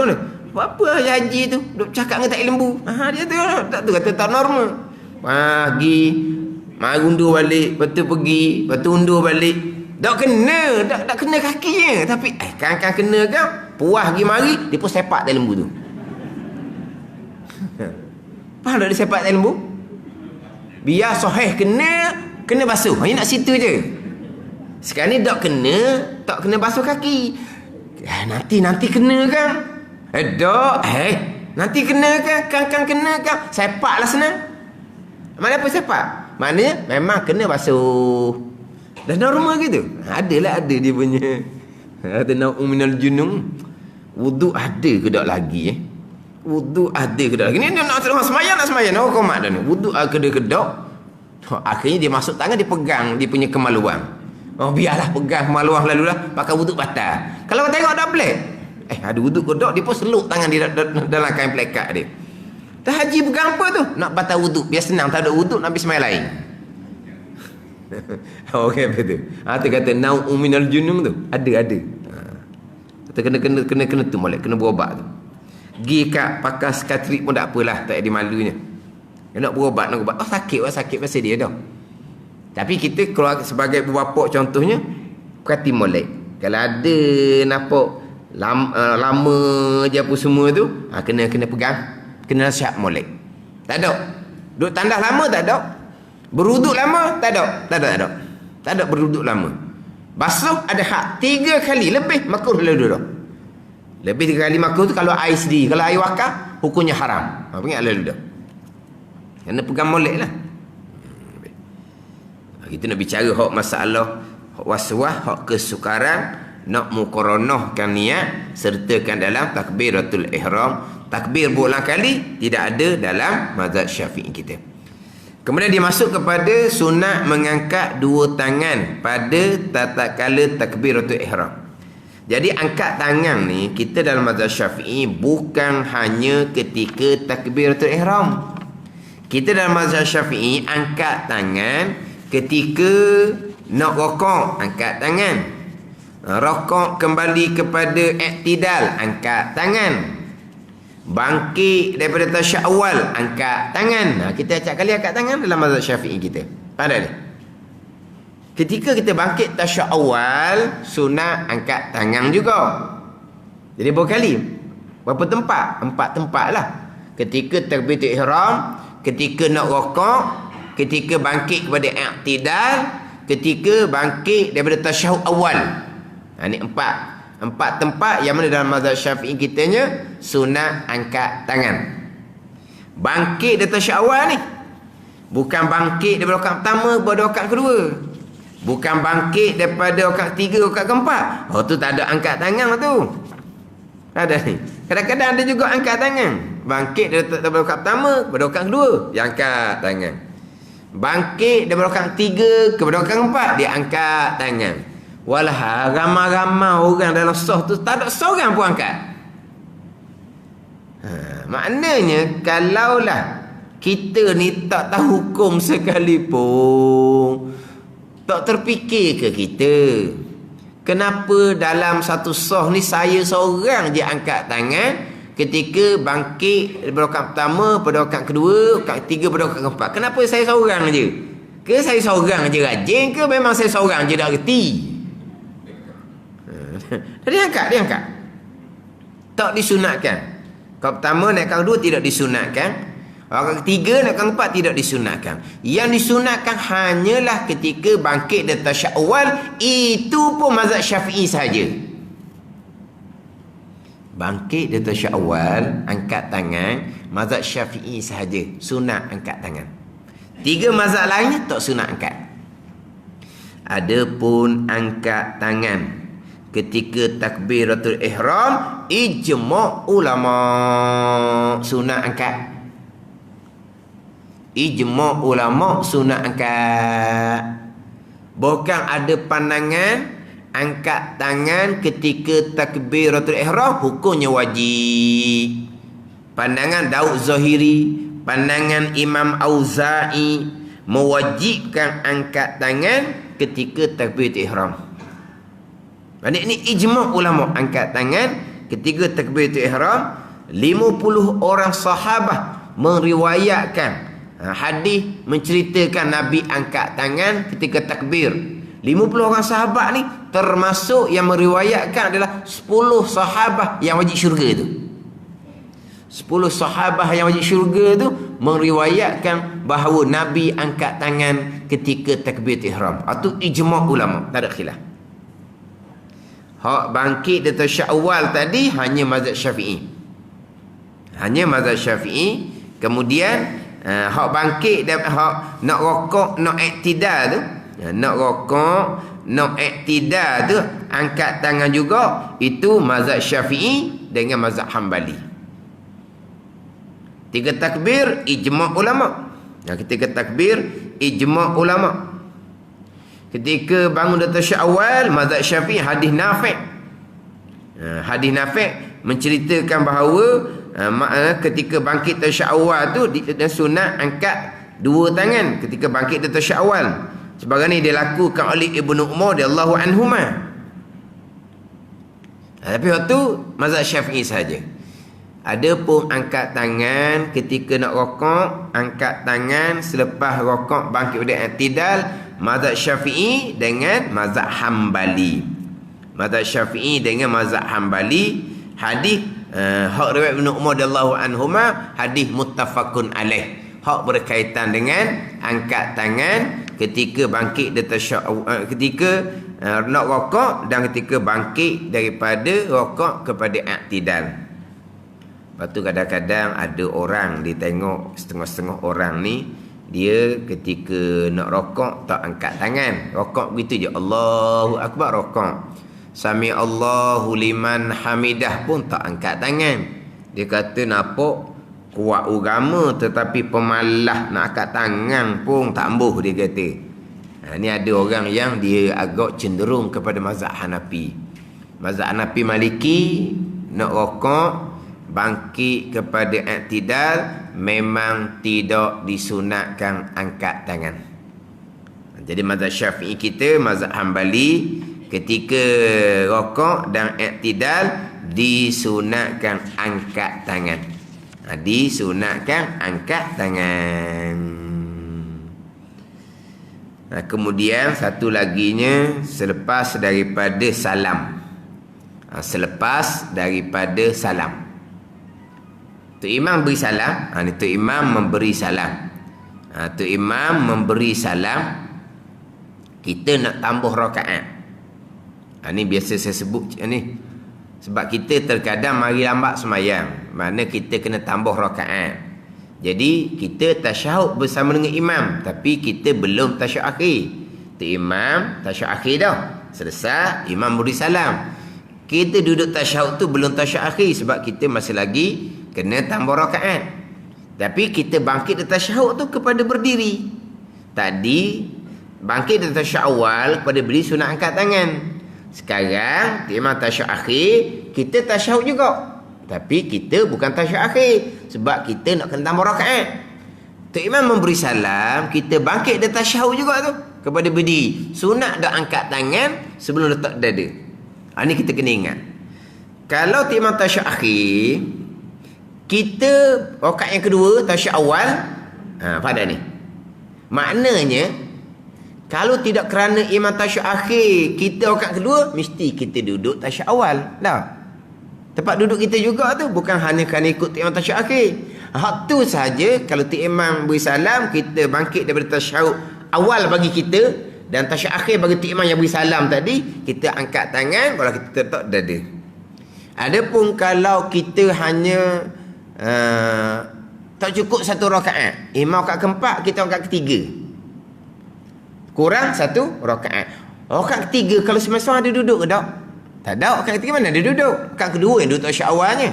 Jadi imam rakaat keempat tasyahud akhir, kita rakaat ketiga tidak ada tasyahud kalau semasa seorang diri. Tapi oleh kerana kita makmum, kita pun ikut imam duduk tasyahud. Imam tasyahud akhir, kita rakaat ketiga ni kalau sendiri tak ada tasyahud rakaat ketiga. Kalau seumpama ni imam memberi salam, kita bangun tambah rakaat, tidak sunat takbiratul intiqalah dan tidak sunat angkat tangan. Daripada duduk kita rakaat ketiga ni, imam rakaat keempat tasyahud akhir beri salam, kita bangun daripada duduk kepada berdiri rakaat keempat ni, tak sunat kata Allahu Akbar dan tak sunat angkat tangan. Bangun senyap-senyap, letak tangan dada. Ingat gitu. Ataupun imam rakaat keempat, kita rakaat pertama, kita hanya boleh serakaat je dengan tu imam. Contohnya, rakaat pertama ada duduk tak? Kalau seorang diri tidak ada, tapi kita duduk sebab kita makmum. Imam tasyahud akhir, kita rakaat pertama, imam beri salam, kita bangun, tidak disunatkan kata Allahu Akbar dan tidak sunat angkat tangan. Kalau kata juga Allahu Akbar, tak dosa tapi tak sunat. Kalau angkat tangan juga makruh sebab ini dua pergerakan. Dua pergerakan yang tidak disunatkan. Jadi hukumnya makruh. Jadi hak imam beri salam, kita kena tambah rakaat. Kalau imam tasyahud akhir tu, kita rakaat kedua, mana kita tasyahud awal sepatutnya. Maka ni saja, imam beri salam, kita bangun, sunat kata Allahu Akbar dan sunat angkat tangan. Hak berkaitan dengan angkat tangan selain daripada ketika takbiratul ihram. Mungkin panjang sedikitlah bicara berkaitan dengan mengangkat dua tangan. Wallahu a'lam.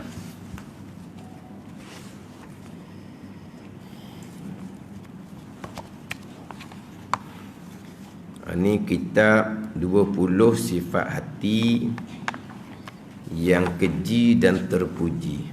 Ke surat 30 baris yang ke-6 daripada atas. Ni hak Jawi lah.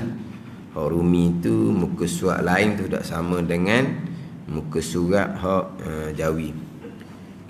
Qala al-muallifu rahimahullahu ta'ala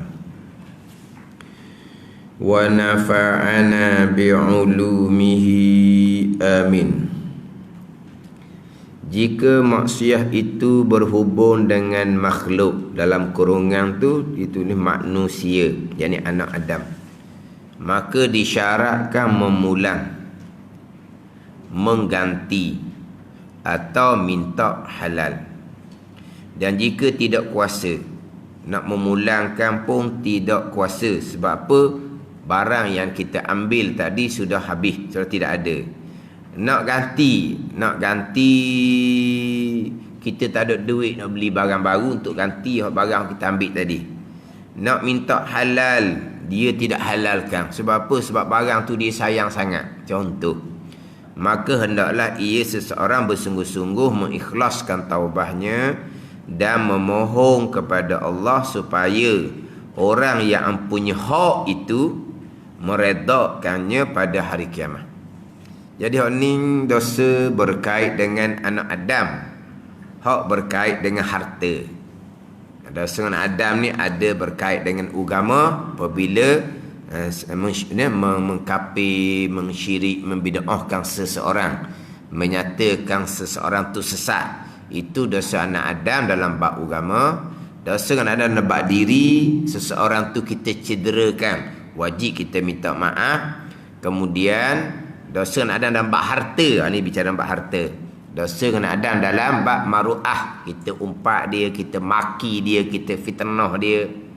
Kemudian dosa anak Adam dalam bab kehormatan, maknanya berzina dengan isteri orang, berzina dengan anak dara orang. Itu dosa anak Adam dengan suami dan juga dengan ibu bapa kepada anak dara tadi. Itu dosa anak Adam dalam bab kehormatan. Jadi hak berkaitan dengan dosa anak Adam ni kita sebut secara kasarnya, wajib kita kena hadap balik dengan orang yang kita ada kesalahan dengan dia. Mana kalau kita pernah syirikkan orang, kita pernah bid'ahkan orang, kita pernah kata sesak pada seseorang, kita wajib kena pergi minta maaf. Itu rukun taubah. Hak menyesal, menyesal. Hak tinggal dah kesalahan yang sama, tak buat dah. Tak kata dah kat orang syirik, tak mudah-mudah membid'ahkan orang, tidak mudah-mudah menyatakan orang sesat, dah. Dan azam pula di hati, kita tidak akan mengulangi perangai tu, perbuatan tu di masa akan datang. Itu jangan lupalah, itu 3 rukun taubah asal. Jangan lupa tu. Kita sudah bicara rukun taubah yang pertama, yang kedua, yang ketiga tu kena mati molek tu 3 rukun taubah tu. Menyesal. Yang kedua, kita sudah tinggalkan perbuatan jahat tu. Yang ketiga, kita azam pula di hati tidak akan mengulangi di masa akan datang. Ni hak 3 ni kena ingat molek ni. Hak ni tambahan rukun taubah yang keempat jikalau dosa dengan anak Adam. Dan ada tambahan rukun taubah yang keempat, dosa kerana meninggalkan kefarduan. Itu insya-Allah saya akan cerita waktu. Hak ni hak dosa dengan Adam. Rukun taubah yang keempat ni sebut cara umum ke, apa kesalahan kita, rukun taubahnya kita kena hadap dengan dia. Kalau kita pernah pukul orang, kita tumbuk dia ke, kita kena hadap dengan dia. Saya minta maaf lah, masa muda-muda dahulu saya pukul awak. Minta maaf pada ni. Wajib minta maaf. Ni dok ni minta maafnya tidak. Dia cerita pula kejahatan dia. Berbangga pula dengan kejahatan dia. Oh, saya masa muda, berapa orang makan napa kita, dia kata. Makan napa dia. Kita kalau silap kecek, kita lepas tapal lalu, dia kata. Bekeng. Tapi masa dia cakap tu, tolak sikit ke boh dah masa tu. Ni masa ni lah. Tak ada debel, tak ada dah. Dia cerita kejahatan dia kepada orang ramai. Tu dosa lain pula, haram dosa lain pula tunya. Kenapa cerita dosa kita dengan orang? Kenapa cerita apa dosa kita sekalipun? Haram kita cerita kepada orang lain. Kita minta ampun dengan Allah Subhanahu Wa Taala. Dia cerita, dia minta maafnya tidak. Dia minta maaf lah. Itu dosa dengan Adam. Yang pertama minta maaf. Memang kena minta maaf. Dalam bab harta sama, dalam bab mengumpat pun sama, minta maaf. Fitnah pun sama, kena minta maaf. Kalau kata pernah maki dia, pernah jatuhkan maruah dia, kena minta maaf. Itu rukun taubah. Kalau tidak, tak boleh taubah. Lepas tu kalau nak minta maaf macam mana, mati dah kan, itu mau cerita lain pula. Ada ni, cerita lain pula. Nak minta maaf macam mana, hak kita umpat tu dah ingat dah. Sebab apa? Bab mengumpat ni kalau jumpa kau, tak ada kerja lain lah, buat tupak, dia kata. Buat tupak kan, buat tupak. Buat tupak air raya tu lah. Tu tupak boleh makan. Buat tupak, mengumpat lah. Kalau buat tupak tu dah apa, boleh makan. Tupak orang gitu tau. Jumpa je tak ada kerja lain, buat tupak, dia kata. Macam mana pula kalau orang jadi umpat tu sudah mati, kita pun tak ingat. Dia ada setangga-setangga. Kena ambil satu-satu. Kalau kata dosa dengan Adam tadi, berzina dengan isteri orang, berzina dengan anak dara orang, wajib kena minta maaf dengan suami dia, wajib kena minta maaf dengan ibu bapa perempuan tadi. Wajib minta maaf tu, wajib minta maaf, kena jumpa dengan suami minta maaf. Tapi tak ada jalan. Hukum asalnya wajib minta maaf. Tapi ada kata tak ada jalan. Kalau pergi minta maaf dengan suami dia yang isterinya dia berzina tadi, jawapan dia suami dia kata tak apalah, baik awak minta maaf, yelah saya nak bertaubat dah ni, saya minta maaf, tunggu sekejap, keluar dengan parang lah jawapan dia. Memang wajib minta maaf, tetapi tidak ada jalan yang boleh elok daripada fitnah dan mudarat. Tak ada. Tak ada jalan.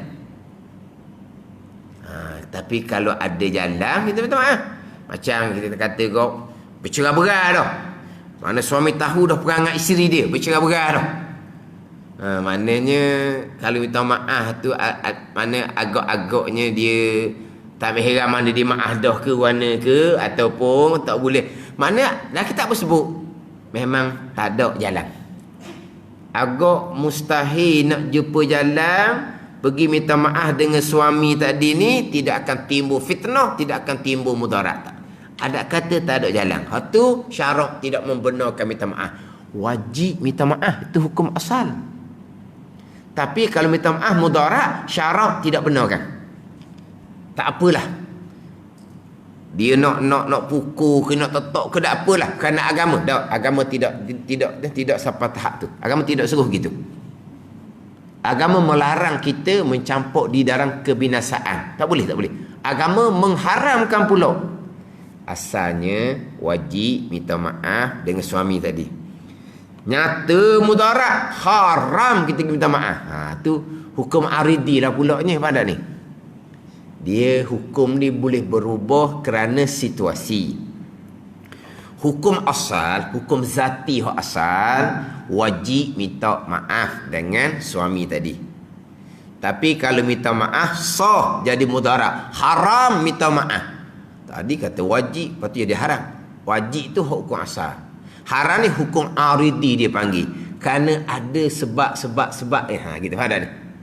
Bukan haram aridi lah. Ada ni. Dia perkara tu hukum asalnya begiang. Kalau jadi begiang, lain pula. Macam sebut tadi lah, mengiringi jenazah di perkuburan, hukum asalnya makruh. Tapi kalau jadi ikhtilat bercampur, hukumnya jadi haram. Gitulah. Jadi mana? Tak boleh minta maaf. Tak boleh. Minta maaf juga jadi mudarat, hukumnya haram. Lepas tu macam mana? Ni. Ni banyak lah ni. Hak. Macam samalah hukum. Nak minta maaf kerana orang tu kita umpat, dia mati dah, ataupun kita dah ingat dah siapa yang kita umpat, tak boleh nak minta maaf. Contohnya lah, kalau dalam harta pula, ampunnya harta kita tahu hidup mana. Kalau dia tahu hidup mana, dia mati, hartanya wajib dipulangkan kepada warasah dia, hak timur pusaka dia. Mana kalau tak tahu mana, tak tahu dah tuan punya harta, tak tahu dah hidup mana, hidup ke mati tak tahu. Sama macam tadilah, nak minta maaf dengan suami yang isterinya kita dizinai tu, hak tu tak boleh minta maaf. Macam mana cara kita untuk kita hadap di mahsyar, sebab ini semua akan dikemukakan di mahkamah di mahsyar. Akan dikemukakan. Jadi macam mana kita punya persiapan untuk menghadapi mahkamah di mahsyar tu. Di satu peringkat. Kita kena ambil satu. Tapi hak berkaitan dengan tak boleh minta maaf dengan sebab-sebab yang berbeza. Tak boleh minta maaf kerana mati dah, tak boleh minta maaf kerana tak tahu duduk mana, tak boleh minta maaf kalau minta maaf jadi kemarahan pula, jadi fitnah pula, jadi mudarat pula. Ni sama je. Nak minta maaf tak boleh sebab dia mati dah. Orang yang kita umpat mati dah, nak minta maaf macam mana? Pergi kubur dia, dia pegang batu nesang, saya minta maaf lah dengan awak masa dulu saya umpat awak. Tak ada cara, bukan itu cara dia. Mana nak minta maaf tak boleh, kerana mati, kerana tak tahu duduk mana, dia sama je. Ataupun minta maaf boleh menyebabkan jadi fitnah, jadi mudarat, dia sama, tak boleh minta maaf. Macam mana cara tu? Kalau dalam kitab Minhajul Abidin dia teratur molek. Dia teratur satu peringkat, yang mana itu di antara ilmu yang wajib fardu ain ke atas kita dalam pembicaraan taubah. Jadi dalam kitab ni 20 sifat hati ni, ni kena hurah tambahan pula. Kena hurah tambahan. Sebab kalau nak bicara fardu ain, dia panjang lagi lah. Dan memang kita menghadapi masalah, kita nak minta maaf orang yang kita umpat yang sudah mati. Memang akan timbul persoalan. Kita nak pulang balik harta orang tu tak tahu duduk mana. Orang tu tak tahu duduk mana. Nak pulang balik tak boleh sebab habis dah benda yang kita ambil. Nak ganti balik kita tak mampu sebab barang tu mahal, duit kita tak ada. Kita pun hidup mana setakat makan minum kita ihsan orang je contohnya.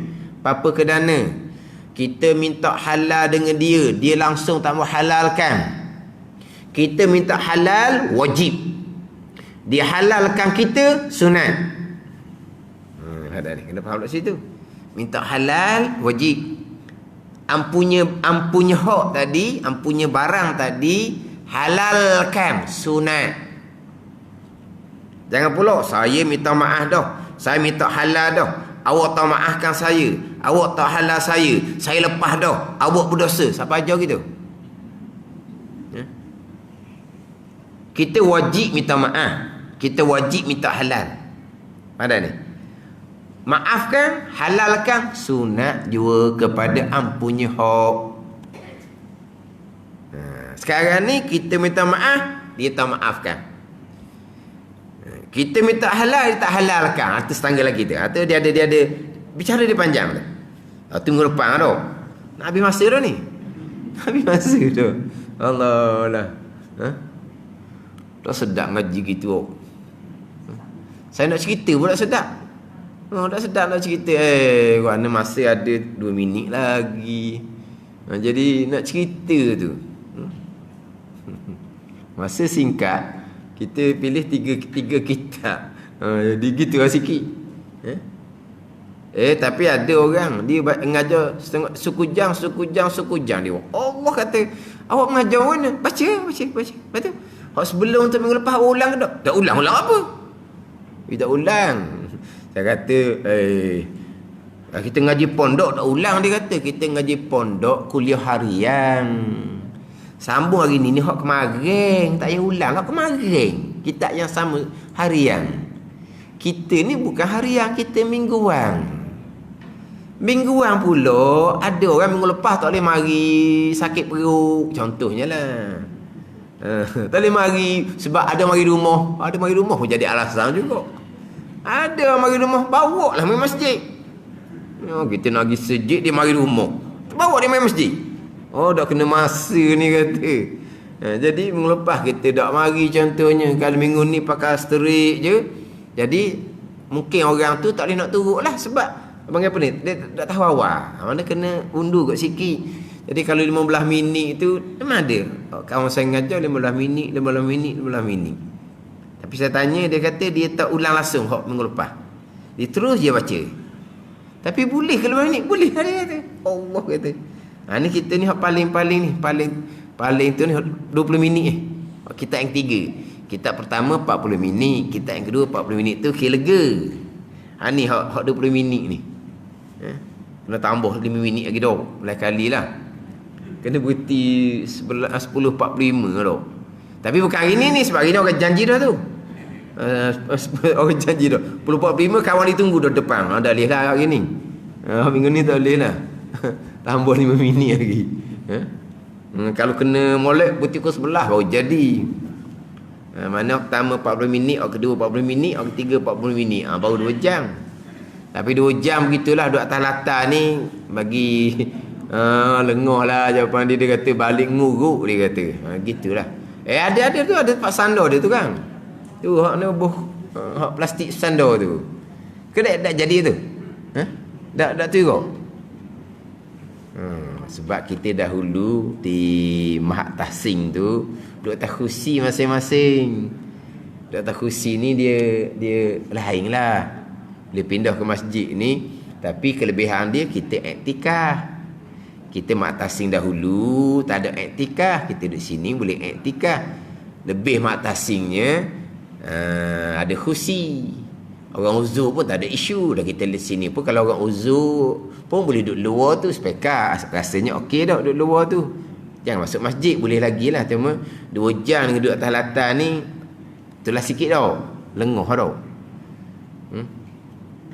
Dah sekarang saya nak cerita dah lagi dah. Kalau setakat masa Allah tengok masa. Dah nak cerita berkaitan dengan tak boleh nak minta maaf. Ada kerana-kerana yang berbeza, sebab-sebab yang berbeza. Minta maaf dah kitanya. Maaf dia tak mau maaf langsung kita. Nak kira mana pula? Awal-awal kita boleh minta maaf. Kalau minta maaf kena tumbuk sajalah. Sebab kita kata ke dia tu memang hak ayat kita kata ke dia tu memang tak free lah jawapan dia. Kita nak cerita, saya minta maaf lah dulu saya kata ke awak ayat apa ni? Ayat ni ramai dah orang makan numbuk ni. Ayat ni.